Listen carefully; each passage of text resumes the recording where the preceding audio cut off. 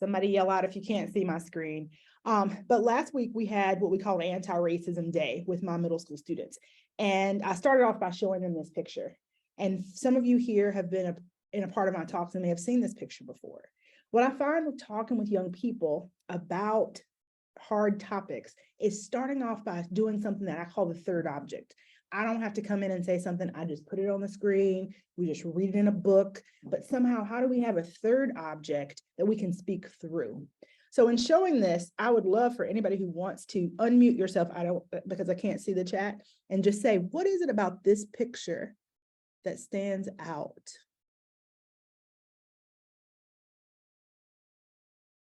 I'm gonna do like Mr. Hopkins did and call on somebody. I might be able to do that.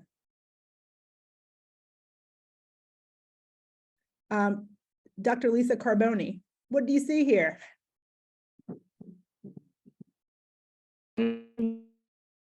I see all the not cool kids being kids of color. Yeah. So thank you so much, Lisa. I cheated, I know, Lisa, so thank you for jumping in. Yeah, so this is a picture that was by the Red Cross. It was a poster that they had created. And then I told my kids, this poster was created in 2016. It's not from 1983. This is from 2016, just a few years ago when you were living, like in your lifetime, someone created this. And then we talk about, why do you think it was created? What do you think the person who created it thought? What was going on for the folks who worked at the Red Cross who approved this message? The other question comes up is, what is this kid doing right here in the middle, the very middle of it? What's wrong with that? And then I have to say, he actually is holding a kid under the water. You can see the little tuffle of hair at the top. But we have this picture to speak through. Which makes it easier then to go to a more difficult picture. I'm going to skip to that one, where now here we have someone who most of the kids know, LeBron James, and we have him on the cover of this Vogue magazine. And I usually start off by just showing that photo of him on the cover of Vogue magazine, and people are like, oh, you know. Then when I show them the picture on the left, which is it's a piece of propaganda from the 40s, it's like, was that a coincidence? And now through this picture, we're having a conversation that before I could have come to them and say, you know, there's a lot of racism going on, and Black men are getting, Black men get called out as being sexually aggressive, and people are afraid of it. Yeah, they can hear that, but they can see it here, right? So one of the things that, as Abby was saying, I did help with my friend Allie to rewrite White Fragility. I read White Fragility in 2018 when it came out. It was kind of transformative for me. Dr. DiAngelo writes her book to white people, about white people, using this term that she coined called White Fragility. When she approached Allie and me to do a redo of the book, we were so excited because there were things about the original that we wanted to do better.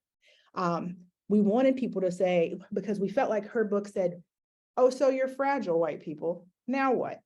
And so our book, because we're talking to young people, we know we need to tell them what is the now what. So I want to just tell you about some of the concepts from the book and link it to how it is important, why we thought that is important in the way that you talk to young people about race. So what's different about our book is that we wrote it with a multiracial team. We use personal stories. I love that Principal Hopkins talked about how to use personal stories and humility with kids. We think that is super important. We wrote to a multiracial audience. So as Dr. DiAngelo's book was specifically to white people, our book is to multiracial folks. We do have images and drawings. We have portraits of scholars and activists in the work. One of the biggest complaints from the first book is that this white woman has all these ideas, but she gets all these ideas from someplace. So we wanted to lift those places off the pages. And we did that through portraits. We give language examples. We did a lot of focus groups with young people to make sure that it was relevant. We added a chapter about navigating social media. And then we also added a chapter that we call from fragility to agility, about taking action steps. And we have at the end of every chapter, there are activities and reflections. So somebody referred to it as kind of like a workbook. in a workshop in a book. That's what they said. This is our team. I feel like I need to show them off. Kevin Sotow, who's our portrait artist, and Lauren Kennard, who is our illustrator. So this is one of the illustrations from the book, and it's a way that I talk to students about what racism is and what it is not. And we talk about that there is no such thing as non-racism. So people will say things like, I'm not racist. Well, that's not a thing. And we use the image of a moving sidewalk, that if racism is the sidewalk moving towards your plane and you're walking on the sidewalk, that's what that is. If that is racism and you're walking on the sidewalk, you're moving. So I'm thinking about all those things that pop in folks' heads when you think about racism. My students, when you think KKK, you think Proud Boys, they're on that moving walkway and they are walking, maybe running on it. And then you have folks who are just standing. They're the not racist ones. They're just standing.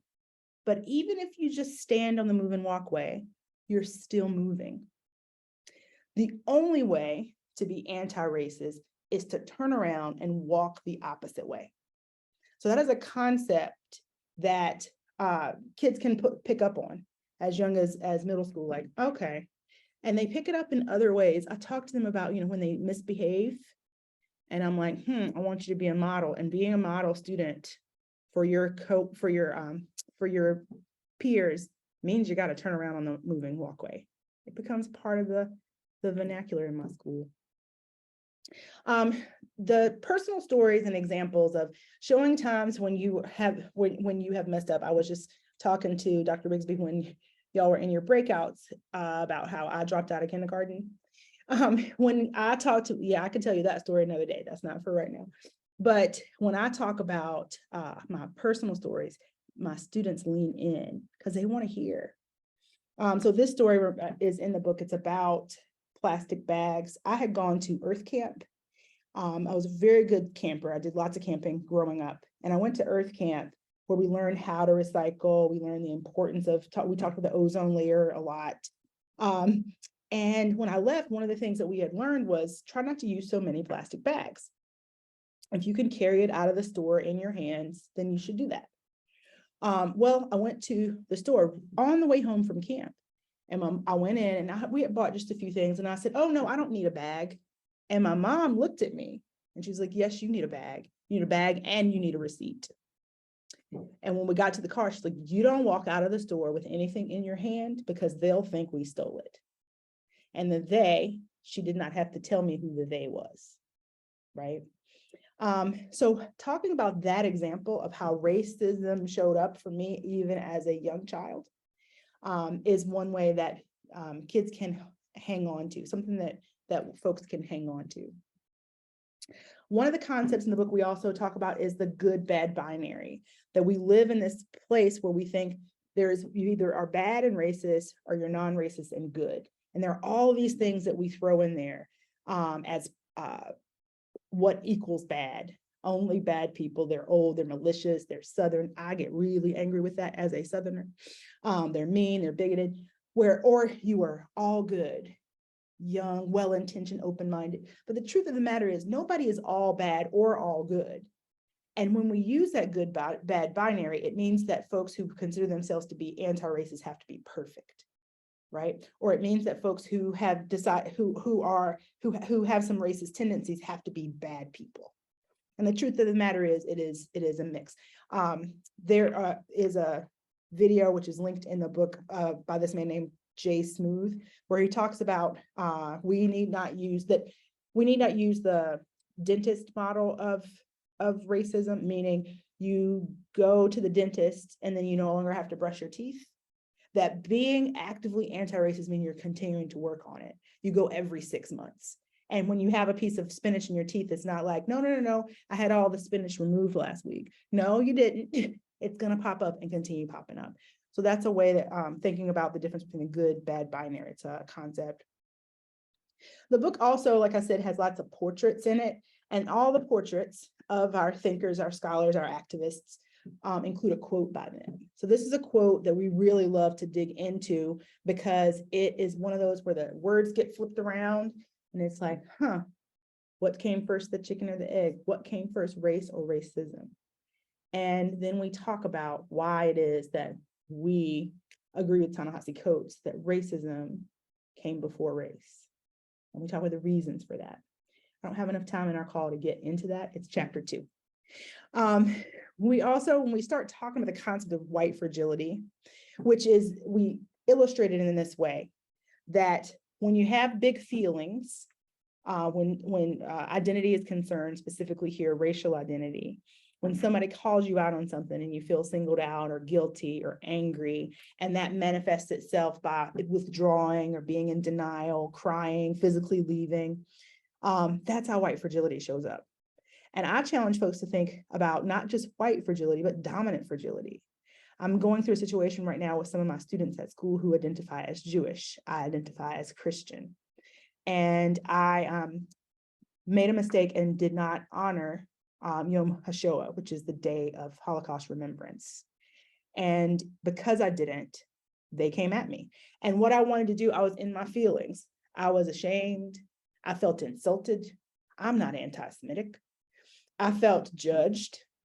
And so what I wanted to do was the behaviors over here. I wanted to argue. I wanted to deny. I wanted to talk about how my one of my best friends who I wrote this book with is Jewish and her husband's a rabbi. Like, that's what I wanted to do. That was my fragility showing up, right? So like I said, with the first book, I was able to understand what is fragility. But now the question is, what do I do about it? So I'm going to skip that just because I want to save a little bit of time for conversation. So one of the things that we do in our book, like I said, we have a chapter on social media. And so we talk about how we look at this sentence. And when we write stuff online, when we tweet something back, when we put up a picture on our Instagram, there is no way for there to be nuance. Anybody gets to read this sentence however they want to. So maybe they say, I didn't say she stole my purse. I didn't say she stole my purse. I didn't say she stole my purse. I didn't say she stole my purse. You get the idea that there's no way to get the nuance by just the words on the page. So we spend a lot of time speaking in student language because social media is their life right now. So we had to talk about it. That's how it shows up. What we found from some of our focus groups is students said things like, well, I don't post my own stuff on social media. I just take and retweet people's stuff. They don't have that, they're not taking their own ideas because they're worried they're going to say something wrong. So we push and we challenge kids to let's speak in your language and let's help you to create what your own ideas are. So one of the activities in the book is that asks kids to take a concept that you've learned from this book or that you've learned in life someplace and make a meme. Make a meme that speaks to folks. So I did this with my students and I want to share the memes that they created. We did this on Dr. King's birthday. And I said, you know, Dr. King gets quoted over and over again, the content of your character, that we want to judge people by the content of their character, not the color of their skin. And that is the refrain that we hear about what Dr. King said all the time. There's so many other things that Dr. King said besides those words. So ask the kids, make a meme that goes beyond content of character, color of skin. So here's one of the things they came up with. This is how they speak, right? They found the perfect image of Dr. King looking like, and they put it up, they made their own meme that showed me that they understood the concept and they used their own thinking. These ones were even better. The one on the left, I apologize for the profanity that's there, but they speak in profanity too. That this was not my dream, he says. Or the one on the right where do actual research about Martin Luther King instead of just listening to the I Have a Dream speech or draw 25. And that most folks, instead of digging in, want to just go draw 25. These were student creations because now we're talking about racism in the language that they understand, and they're able to share in this way. They loved it. They loved the activity. And finally, I want to share this page where the list on the right is very informative, right? It shows how much more white folks are in all these particular positions. And it's a lot of words. Where on the left, you have picture. And you have a picture with stuff colored in. You don't need to know the specific words. I mean, you don't need to know the specific percentages to get the idea. So that's another way of understanding. Having students create what's on the left from the words that are on the right. What's another way that you could demonstrate what is on the right? So leaving ability for kids to speak through, I'll just leave you that, leaving kids ability to speak through a third object, if that's helpful. Speaking in their language, how are they talking? It's not through email, it's through social media and text. Figuring out how you can access that. Using examples, personal stories, and making sure that you have things that are interactive, like the activities in our book and also the illustrations. And finally, I'll leave with this quote by Howard Zinn. We found it's important to make sure, especially for all kids, but especially for white kids, that there are white activists who are doing this work, or Howard Zinn has passed away, but who have done this work that are influential in the field. And if we don't give an opportunity for folks to know that, these are people you can look up to that look like you. You don't have to have brown skin in order to be an activist. So we do have some white activists as well in the book. That's all that I have to say. I think that there may be a minute or two if anybody had a question, a burning question. I saw things were going up in the chat, but I couldn't read that at the same time. Anybody? Well, one of the books that you have to choose from this evening is White Fragility. So I hope that you will consider whether you get this tonight or elsewhere, or just give me an email, send out an email to me, and I'm happy to chat or to send you a chapter to talk more about it. I'm happy to do that.